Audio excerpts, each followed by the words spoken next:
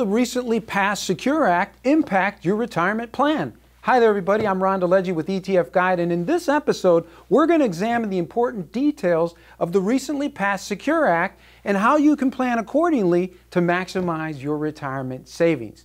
Now, before we do that, just by way of quick reminder, at some point, everybody in their life will be forced to retire, whether they want to or not. What happens to us? Well, we either become too old or too tired to work. Not everybody is like the baseball great Satchel Paige, who pitched, I think it was until he was age 59. Now keep in mind, Paige got a late start. He became a rookie at age 42 to become the oldest major league rookie while playing for the Cleveland Indians.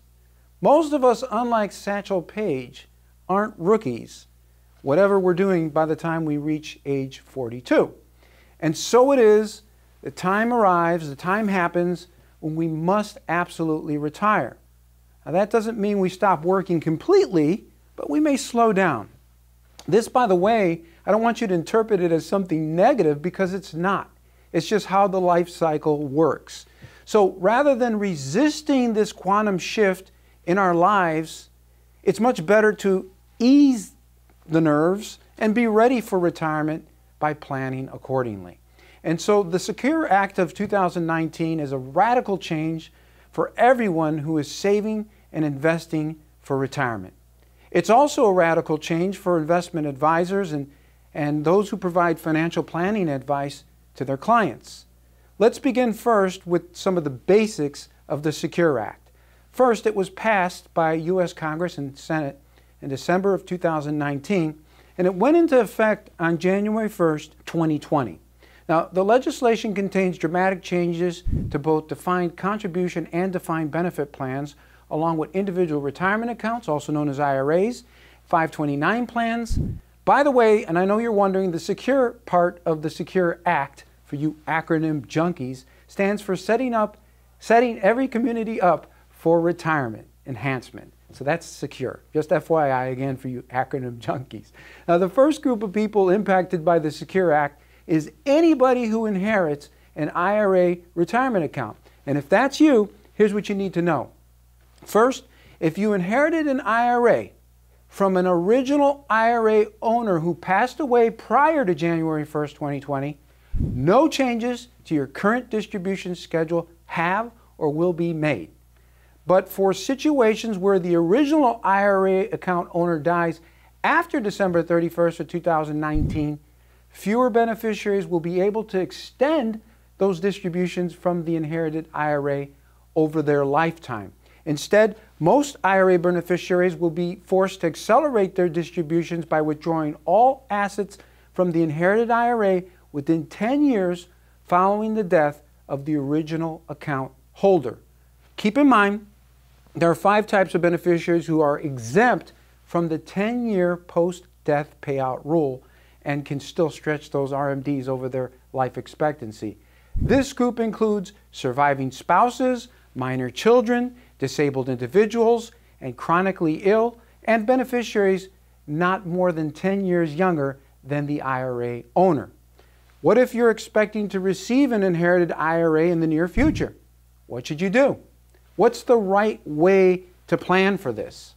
The answer depends mostly on your beneficiary status. For example, if you're a non-spousal beneficiary that would be forced to withdraw inherited IRA assets during a 10-year period, you might look at strategically positioning your own tax-deferred retirement assets into tax-advantaged accounts like Roth IRA via conversions.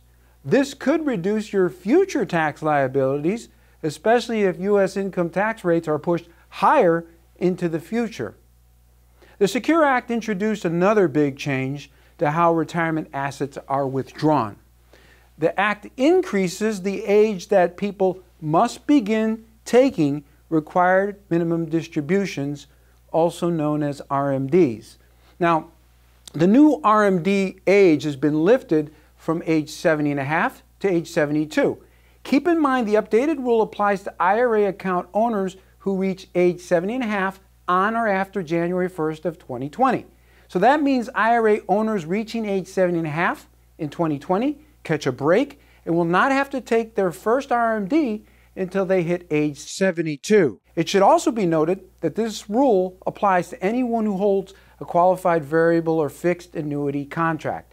Next up are big changes for retirement savers who are age 70 or older. In short, the age limit, which was formerly 70 and a half, has been completely eliminated for traditional IRA contributions. So what does that mean? Well, for the taxable year of 2020 and beyond, those who are still working and have earned income may contribute to a traditional IRA regardless of their age.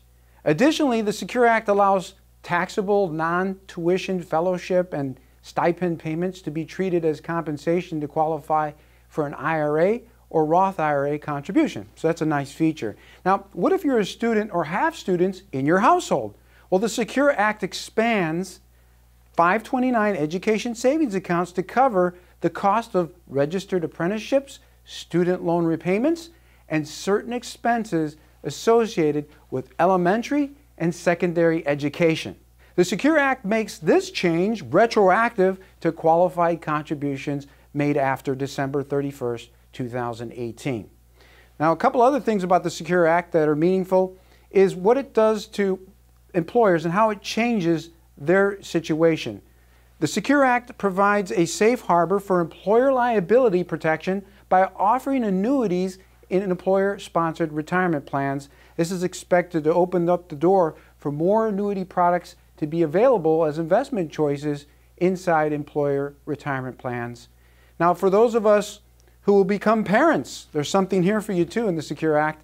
And basically it gives you some added flexibility to your finances by erasing a 10% penalty on pre-59 and a half distributions from retirement accounts for the birth or adoption of a child. So be fruitful and multiply.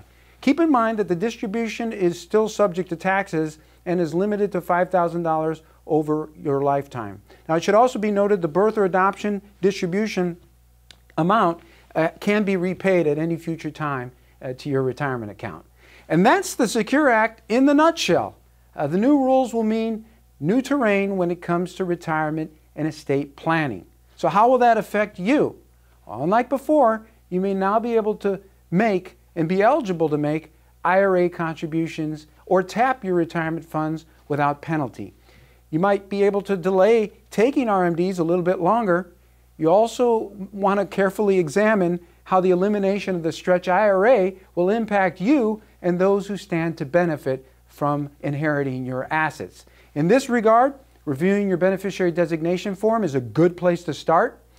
As we covered, there are plenty of strategic opportunities to use the updated rules within the Secure Act to your advantage. Think about that as you plan for and as you approach retirement. Adapt and adopt accordingly. I'm Ron DeLegge with ETF Guide. Thanks for watching.